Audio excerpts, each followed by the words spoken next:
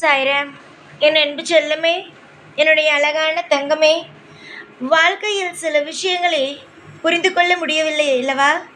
எப்பொழுது எந்த நேரம் வரும், எப்பொழுது நேரமானது சரியாகும், எப்பொழுது நேரமானது தவறாகும் என்பதை உன்னால் யோகிக்கவே முடியவில்லை அல்லவா? என்னிடம் வந்து எப்பொழுதும் ஒரே ஒரு விஷயத்தை மட்டும் சொல்லிக்கொண்டே இருக்கிறாய், எப்பொழுது என் வாழ்க்கை சரியாகும் என்று. சரியாகும். யாருடைய வாழ்க்கையும் இதே போன்று இருக்காது, அழகழகான விஷயங்களாக மாறும். ஆனால் ஒரே ஒரு விஷயத்தை மட்டும் நீங்கள் கடைபிடிக்க வேண்டும். தெய்வம் என்ன சொல்கிறது அதை கேட்க வேண்டும் என்பதை. தெய்வம் எப்பொழுதும் உங்களுக்கு தவறான ஒரு விஷயத்தை எப்பொழுதும் சொல்லாது. நல்ல விஷயங்களை மட்டுமே தான் தெய்வம் சொல்லும். ஆனால் சிலரை கேட்டு முன்னுக்கு வருகிறார்கள். ஆனால் சிலரை கேட்டு வாழ்க்கையில் எங்கெல்லாம் என்னெல்லாம் செய்யக்கூடாதோ எல்லா விஷயத்தையும் செய்கிறார்கள். தங்கமே, நடப்பது அனைத்தும் நடந்துவிட்டது. ஆனால் உன்னுடைய வாழ்க்கையில் சில விஷயத்தை நீ அலட்சியம் செய்துதான் இப்பொழுது இந்த நிலைமைக்கு வந்திருக்கிறாய். உனக்கு நான் எப்பொழுதும் ஒரு விஷயத்தை சொல்வேன். எந்த ஒரு விஷயத்திலையும் தயவு செய்து அலட்சியத்தை மட்டும் காட்டாதே. எந்த ஒரு விஷயத்திலும் அலட்சியத்தை காட்டாமல் நிதானமாக இரு என்று. உனக்கு நான் எந்த விஷயத்தை எடுத்து சொன்னாலும் அதை நிதானமாக பொறுமையாக தெரிந்து கொள் என்று. ஆனால் நீ என்ன செய்கிறாய்? எல்லா விஷயத்திலேயும் அவசரத்தை காட்டுகிறாய். அப்புறம் தேவையே இல்லாமல் விஷயத்தில் பயப்பட்டு தவறான விஷயங்களை செய்கிறாய். ஆனால் ஒன்று தங்கமே, நீ எந்த அளவுக்கு சுதாரிப்பாக இருக்கிறாயோ அந்த அளவுக்கு தான் உன் வாழ்க்கைக்கு பாதுகாப்பு. அலட்சியமாக மற்றவன் கையில் ஒரு விஷயத்தை ஒப்படைத்தால் அது உன்னுடைய வாழ்க்கைக்கு மிகப்பெரிய ஆபத்தாகும். உன்னுடைய பிள்ளைகளை மற்றவர்களை நம்பி கொடுக்காதே. அதே போல நீ செய்ய வேண்டிய காரியத்தை மற்றவருடைய கையில் ஒப்படைக்காதே. உன்னுடைய வாழ்நாள் முழுவதும் எது உனக்காக நான் ஒரு கடமையாக பொறுப்பாக நீ செய்வாய் என்று நான் உனக்காக ஒதுக்கி வைத்திருக்கிறேனோ அந்த விஷயத்தை மற்றவர்கள் செய்வார்கள் என்று எப்பொழுதும் நீ இவரிடமிருந்து கொடுத்து மற்றவர்களுக்கு எந்த ஒரு விஷயத்தையும் கொடுக்காதே. தெய்வம் உனக்கு ஒரு விஷயத்தை கொடுத்திருக்கிறது, நீ பொறுப்பானவர், உனக்கு கொடுத்திருக்கிறது என்றால் அந்த விஷயத்தை நீதான் செய்ய வேண்டும். நாளுக்கு நாள் பல மாற்றங்கள் வரும். நீ ஒருவரை நம்பி ஒரு விஷயத்தை கொடுக்கும் பொழுது அதனால் சில கஷ்டங்கள் வரும். சொல்லப்போனால் ஒரு மிகப்பெரிய ஒரு விஷயம், அந்த விஷயம் உன்னால் இப்பொழுது செய்ய முடியவில்லை என்ற பொழுது அது வேறொரு கையிடம் கொடுக்கக்கூடாது.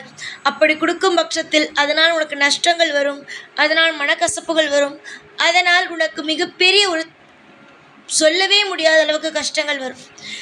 உன்னிடம் ஒருவன் ஒரு பொறுப்பை கொடுக்கிறான் என்றால் அந்த பொறுப்பை நீதான் நல்லபடியாக எடுத்து செய்ய வேண்டும்.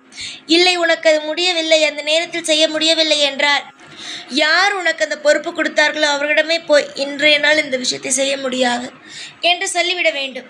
இல்லை, நான் செய்கிறேன் என்று எல்லா விஷயத்தையும் பொறுப்பாக எல்லா விஷயத்தையும் எடுத்து செய்துவிட்டு கடைசியில் வேறொரு கை மூலமாக இது நடந்தது என்று தெரிந்தால் மிகப்பெரிய மனக்கசப்பு வரும்.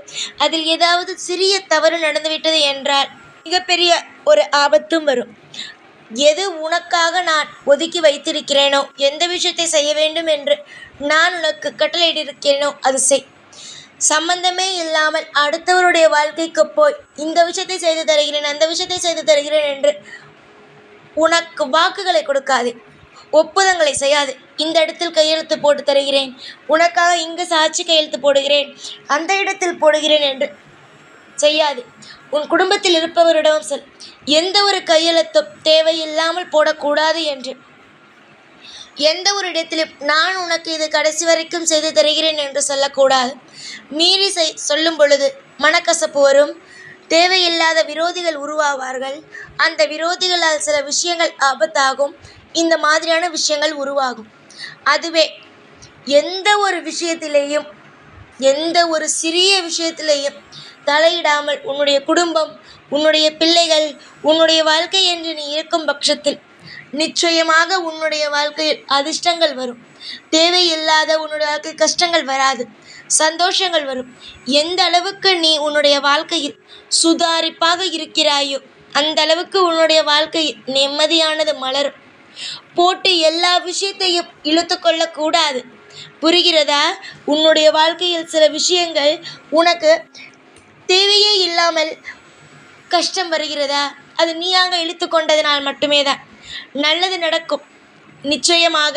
நீ இந்த மாதிரியான விஷயங்களை எப்பொழுது தவிர்க்கிறாயோ, எப்பொழுது உன்னுடைய வாழ்க்கையில் நீ பாதுகாப்பாக இருக்கிறாயோ, நான் சொன்னது எல்லாம் செய்யாமல் கையெழுத்து போடுவதோ, இல்லை ஒருவருக்கு வாக்கு கொடுத்து இது நான் உனக்கு கடைசி வரைக்கும் செய்து தருவேன் என்று சொல்வதோ, இல்லை நாளை இந்த இடத்திற்கு நான் உன்னை அழைத்து செல்வேன் என்று சொல்லி அதற்கு பிறகு செய்யாமல் இருந்து அது மனக்கசப்பு வந்து அது தேவையில்லாத விஷயத்தில் இழுத்து விடுவதோ, இதையெல்லாம் நீ செய்யாமல் இருக்கும் பட்சத்தில் உன்னுடைய வாழ்க்கை பாதுகாப்பாக இருக்கும். யாரையும் எப்பொழுதும் முழுமையாக நம்பாதே. நீ ஏதாவது ஒரு விஷயம் சொன்னால் கூட ஒரு கண் வைத்துக்கொள். இந்த பெண்ணா இப்படி என்பது முழு பொறுப்பையும் யாரிடமும் கொடுக்காதே. உன்னுடைய வாழ்க்கையை நீதான் பார்க்க வேண்டும். உன்னுடைய மனநிலைமை என்னவென்பது எனக்கு தெரியும். ஆனால் நான் சொன்ன அனைத்து விஷயத்தையும் மீறி நீ செய்யும் பட்சத்தில் கண்டிப்பாக ஆபத்து வரத்தான் செய்யும். இது உனக்கே தெரியும். நான் இப்பொழுது இந்த வாக்கினை உன்னுடைய காதில் வந்து போட்டிருக்கிறேன் என்றால் நிச்சயமாக உனக்கு தெரியும் ஏதோ ஒரு நேரத்தில் ஏதோ ஒரு விஷயம் நடக்கப் போகிறது. அதனால்தான் சாய் வந்து நம் காதில் இதை சொல்கிறார் என்பது புரிகிறதா? சாயாகிய நான் எல்லோருக்கும் காவல் தெய்வம். எல்லோருக்கும் இன்பத்தை எப்பொழுதும் அள்ளி அள்ளி கொடுக்கும் தெய்வம்.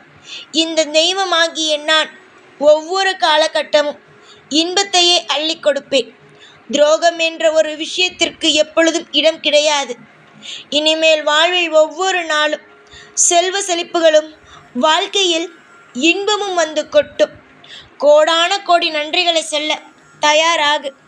ஆனால் ஒன்று, அளவுக்கு மீறி எதிலும் ஆசையும் படாதே. உன்னுடைய வாழ்க்கையில் நீ செய்யக்கூடிய கடமைகளை மற்றவரிடம் கொடுத்து அதனால் ஆபத்தையும் வாங்காதே. தேவையில்லாத இடத்தில் பேசி அதனால் தேவையில்லாத பிரச்சனைகளுக்குள்ளும் போகாதே. எது உனக்கு சம்பந்தம் இருக்கிறதோ அதற்கு மட்டும் பேசு, அதற்கு மட்டும் வேலை செய். உன் குடும்பத்திற்காக உழைத்து கொண்டிரு, மற்றபடி வேறு எதற்காகவும் உழைத்து கொண்டு இருக்காதே. காலம் முழுவதும் உனக்காக உன்னுடைய சாய் இருப்பேன். ஒவ்வொரு விஷயத்திலேயும் உன்னுடைய சாய் உனக்கு மிகப்பெரிய காவல் தெய்வமாக இருப்பேன். நீ எத்தனை பெயரை வேண்டுமானாலும் நீ மனதார நம்பலாம். ஆனால் நீ என்னை எப்பொழுதும் சந்தேகமாக பார்க்காதே. சந்தேகமாக பார்ப்பது எனக்கு பிடிக்காது. இப்பொழுது இந்த வாக்கினை நான் கொடுத்திருக்கிறேனா, இந்த வாக்கு எல்லா நாளும் உனக்கு உபயோகமாகத்தான் இருக்கும். எந்த ஒரு நேரத்திலும் உனக்கு எந்த ஒரு குறையும் இல்லாமல் உன்னையும் உன் குடும்பத்தையும் நிச்சயமாக சந்தோஷமாக வாழ வைப்பேன். எதெல்லாம் உனக்கு ஆபத்து கொடுக்கும், எந்த விஷயமெல்லாம் உனக்கு நஷ்டத்தை கொடுக்கும் என்பதை சொல்லிவிட்டேன். நஷ்டமும் ஒரு குடும்பத்திற்கு வந்தால் தாங்க முடியாது, இழப்பும் வந்தால் தாங்க முடியாது. இது எதுவும் நடக்கக்கூடாது என்று நினைத்தால் இந்த மாதிரியான விஷயங்கள் எல்லாம் நடக்காமல் பார்த்துக்கொள். இல்லை என்றால் சண்டை பிரச்சனையிலேயே வாழ்க்கை முடிந்துவிடும். சந்தோஷமாக இருங்கள். எதுவாக இருந்தாலும் நல்லது நடக்கும். வாழ்க்கையில் சீரும் சிறப்புமாக இருப்பீர்கள் என்று நம்புங்கள்.